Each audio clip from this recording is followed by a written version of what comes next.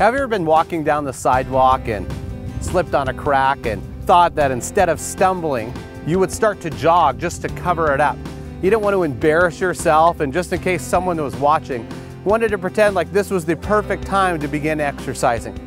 We've been taught in our culture to cover up, to make people not feel uncomfortable, to put them at ease, to not offend anybody.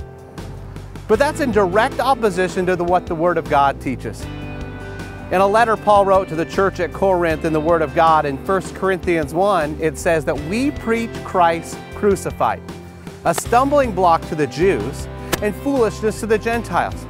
The gospel of Jesus Christ is by its very nature offensive. We get surprised in our culture when people don't want to hear about Jesus. When we try to talk about Jesus in the public space, at work or school and social situations, people will often tell you they don't want to hear it. When we talk about God or religion in generalities, people are okay with it. And we're often surprised at people's stance against hearing about Jesus. Behind me is an abandoned church. And that might be offensive, that might be difficult to deal with, but for some reason, when a church goes in, people don't flock to it all of a sudden. It's because the gospel of Christ by its very nature is offensive. It'll be a stumbling block to some. It'll be foolishness to others. When you're around friends and families and you begin to talk about your relationship with Jesus, and people tell you that's a fairy tale, that's stupid, why would you believe that? We sometimes get offended, we're taken aback. And then we'll try to come in and soften the blow about Jesus and make him easier to get, more palatable. And we create kind of a Jesus light, a softer idea of who Jesus is so people will accept him. But it says in the Word of God that the cross is foolishness to those who are perishing. And sometimes people will respond saying, "You're a fool. Why would you believe that? It's silly. It's stupid."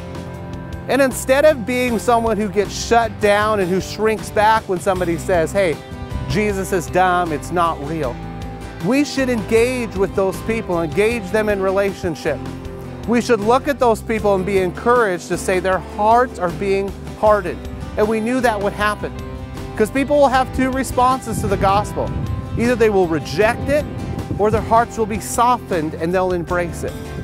I would encourage you as you walk through your daily lives to preach the gospel at all times, to live it in such a way that people see Jesus inside of you. I love the quote that says, "Preach the gospel everywhere, and if necessary, use words."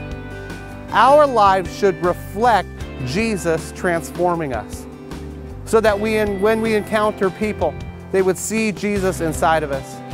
My prayer for you this week is that your life would be transformed by Jesus and everyone around you would see it and that the gospel would be preached.